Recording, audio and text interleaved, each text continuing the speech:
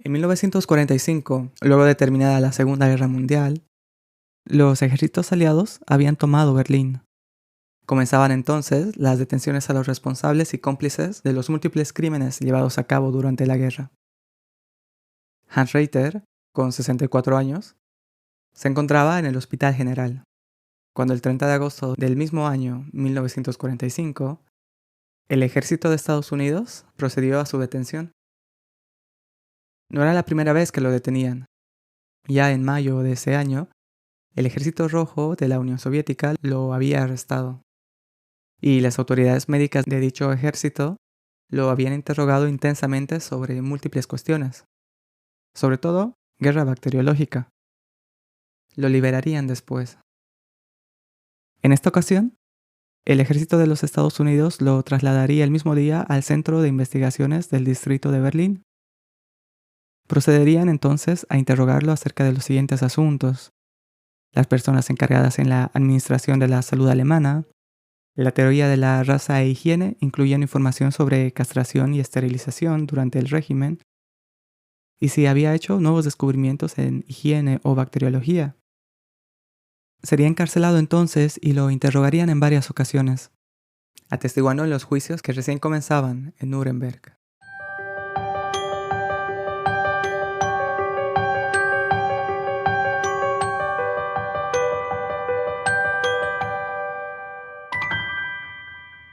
Tres años antes, en 1942, Bauer y Engelmann describieron por primera vez en los Estados Unidos la artritis reactiva, la asociación de uretritis, artritis y conjuntivitis, sugiriendo entonces el epónimo de enfermedad de Reiter, debido a que consideraban entonces a Hans Reiter como el primer autor que describió dicha asociación, siendo alrededor de esta época cuando el epónimo comenzó a popularizarse.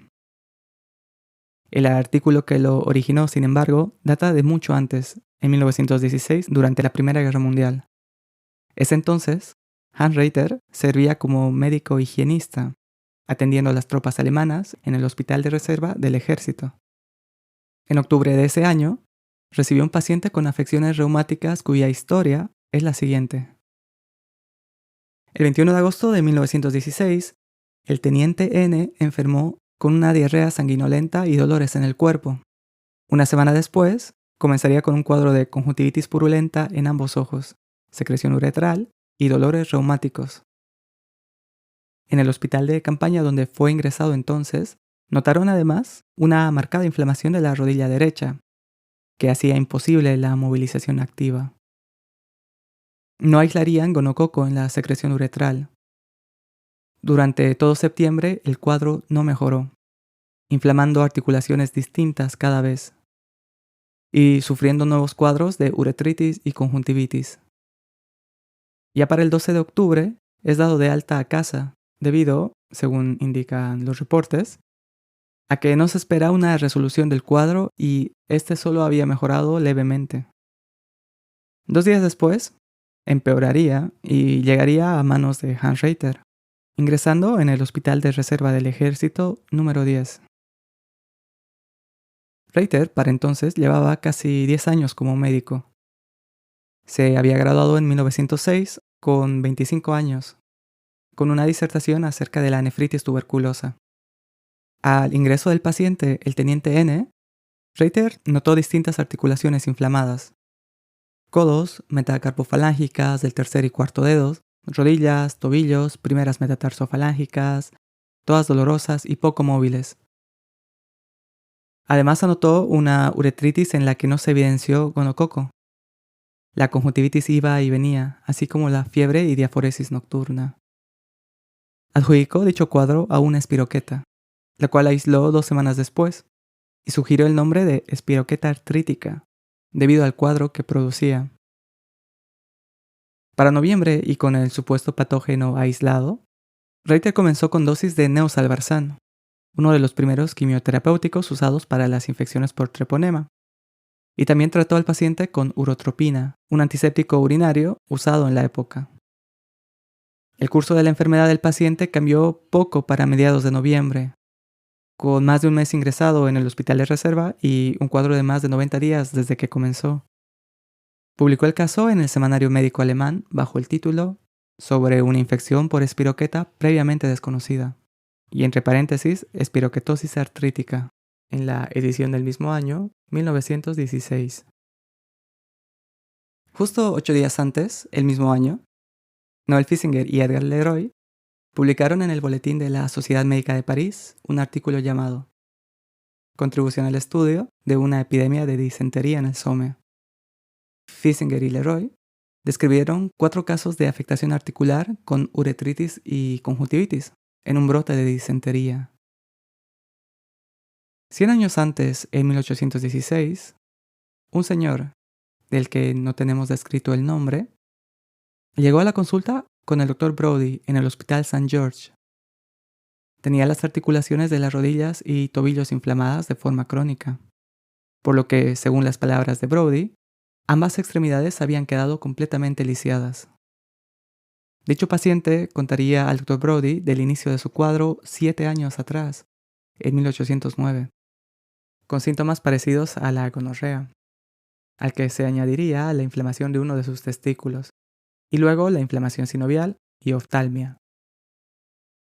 El cuadro volvería en 1814, y luego, ese año, 1816, motivo por el cual consultaría en el Hospital St. George. Sería un año después cuando Brodie sería testigo de la progresión completa de dicha sintomatología en uno de sus pacientes. A este lo denominaría caso 9, y dejándolo reflejado en el libro que publicaría luego, en 1818, titulado Observaciones patológicas y quirúrgicas de las enfermedades de las articulaciones. Para muchos, su obra cumbre, la cual tendría hasta 5 ediciones. En la misma clasificaba las enfermedades de las articulaciones por capítulos, según el grado de lesión de las membranas sinoviales, el grado de lesión del cartílago, y también capítulos especiales para la columna, las bursas y enfermedades varias. En el capítulo 1 de su libro, correspondiente a inflamaciones de la membrana sinovial, Brodie expondría el caso 9, con el siguiente preámbulo. El siguiente caso proporciona un ejemplo de una enfermedad que, hasta donde yo sé, no ha sido descrita por ningún escritor patológico o quirúrgico. Se trataba de un señor de 45 años de edad, que en junio de 1817 se vería afecto de síntomas parecidos a la gonorrea, tal y como el paciente anónimo un año antes. Tendría una secreción uretral purulenta con ardor al orinar. Unos días después comenzaría con dolor en los pies que incrementarían en intensidad con el tiempo, mientras que luego de otro par de días sufriría de una conjuntivitis en ambos ojos. Esto a fecha 25 de junio de 1817. Entonces la totalidad de ambos pies se había inflamado, desde los dedos hasta el tobillo, incluyendo metatarsofalángicas. Para finales del mes, el 30 de junio, los síntomas en la uretra y ojos casi habían desaparecido, y los pies estaban menos hinchados. Pero a esto se sumaría la inflamación, esta vez de la rodilla izquierda. Pasaron así casi 2 semanas en las que los síntomas casi habían desaparecido de nuevo, cuando para mediados de julio se inflamó esta vez la rodilla derecha, así como el codo y hombro del mismo lado. Para inicios de agosto, los síntomas oculares y genitales casi desaparecían de nuevo, y los articulares eran menos intensos. Ya le permitían descansar de noche y la rigidez era mucho menor. Tendría otros ataques en diciembre de ese año, 1817, y otro en marzo, en 1818. Pero este último con una oftalmia más severa. Según describe Brodie, probablemente una iritis, la cual necesitó sangrías y mercurio. Entre el tratamiento que usó para mitigar los dolores del paciente en los distintos brotes, el Dr. Brodie usó, como era habitual en la época, sanguijuelas y sangrías, además de linimentos de aceite de oliva y ácido sulfúrico, frotados en las rodillas y tobillos, o fomentos cuando el dolor era más severo. En el tratamiento también usaría vinum colchicii. Este era un tipo de preparado de cólquico o azafrán silvestre, sobre el cual se formularían varias recetas. Una de ellas, esta, el vinum colchicii, cuyo autor sería el Dr. Everard Home, maestro de Brodie y al cual le dedicaba el libro. Su curiosa receta incluiría 2 onzas de raíz fresca de colchicum, maceradas en 24 onzas de vino de Jerez por 6 días, eliminando el alcohol con calor al final. El vino colchicum como tratamiento tendría, según Brody, excelentes resultados, que no solo serían la disminución del dolor e inflamación de las articulaciones, sino también la de la conjuntivitis y la uretritis. Junto al caso 9, Brody adjuntaría otros 4, entre ellos el paciente anónimo, que fue el primero. Todos ellos con sintomatología muy similar, con brotes recurrentes de sus síntomas que afectaban no solo a las articulaciones, sino también a las conjuntivas y a la uretra, describiendo esta asociación por primera vez en una serie de 5 casos. Cuando publicó la primera edición de su libro sobre las articulaciones en 1818, Sir Benjamin Collins Brody tenía 33 años. Llevaba alrededor de 2 años casado, y con su obra promovería la toma de medidas más conservadoras al momento de tratar ciertas enfermedades de las articulaciones, por parte sobre todo de los cirujanos, los cuales estaban acostumbrados a medidas no tan conservadoras entonces. En la segunda edición del libro de Brody, en el apartado del paciente 9, añadió la descripción de un ataque de oftalmia que sufriría el año 1822, con remisión de la artritis.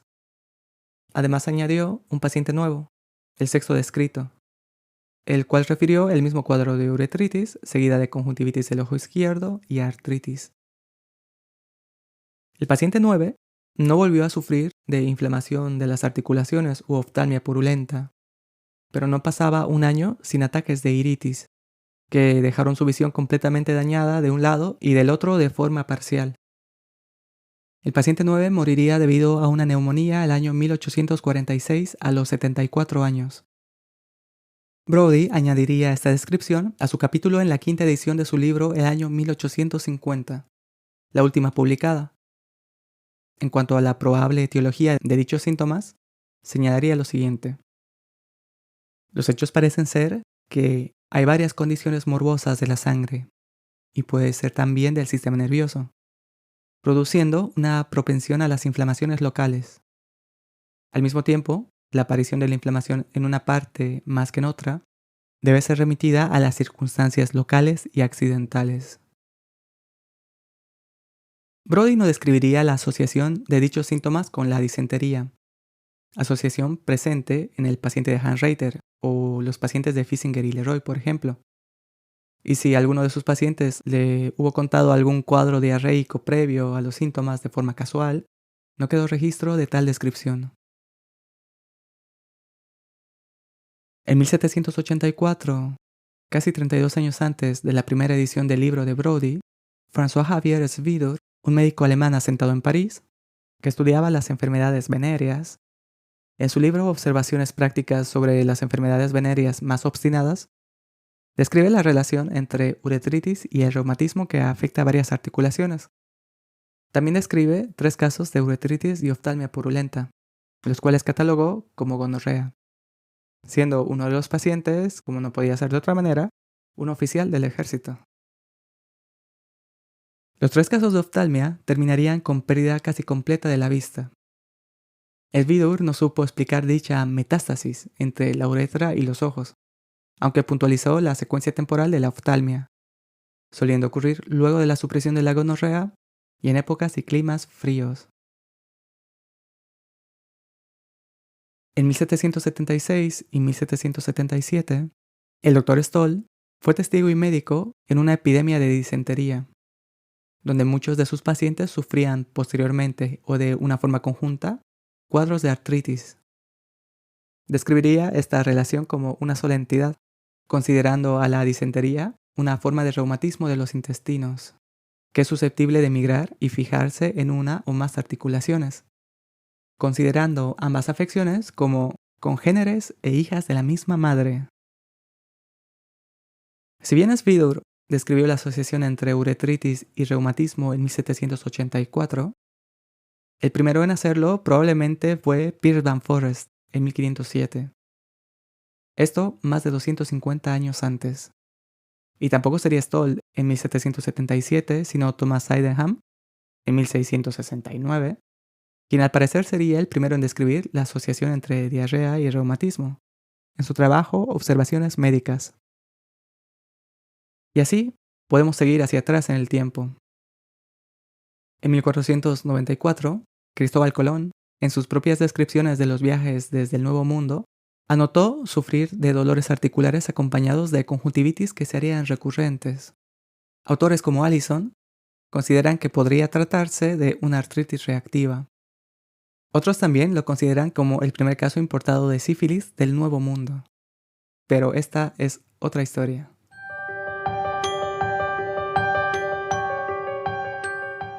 Muchas de las descripciones que acabamos de oír se realizaron mucho antes de los avances de microbiología, inmunología o biología celular del último siglo, por lo que los hechos que cuentan, como mucho, pueden despertar solo la sospecha de una artritis reactiva, un término además que no llegó hasta la década de 1960, siendo estos casos unos más claros que otros. Con los conocimientos de hoy, los diagnósticos diferenciales posibles de tales descripciones serían más que solo la gonorrea, incluyendo otras artritis infecciosas, formas de artritis idiopática juvenil, formas de psoriasis y tantas otras enfermedades que afectan a las articulaciones.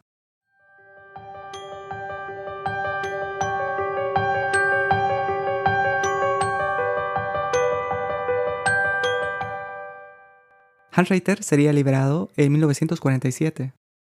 Sus testimonios en los interrogatorios dejaban clara su simpatía por el régimen que acababa de caer. Desde 1933 había sido presidente de la Oficina de Salud del Reich y estaría presente, por ejemplo, en la reunión de 1941, donde se discutió acerca del tratamiento de un brote de tifus, aunque negó saber acerca de los experimentos posteriores con una vacuna contra este en el campo de concentración de Buchenwald, que resultaron en más de 200 muertos un año después. También estaría al tanto de los programas de eutanasia y de esterilización. Sin embargo, las pruebas, o la falta de estas, no fueron suficientes para una condena, sirviendo solamente como testigo para la sentencia de varios otros médicos que sí habían estado involucrados de manera más directa con una serie de crímenes. Volvería a trabajar brevemente y viviría el resto de su vida en Kassel, hasta su muerte en 1969.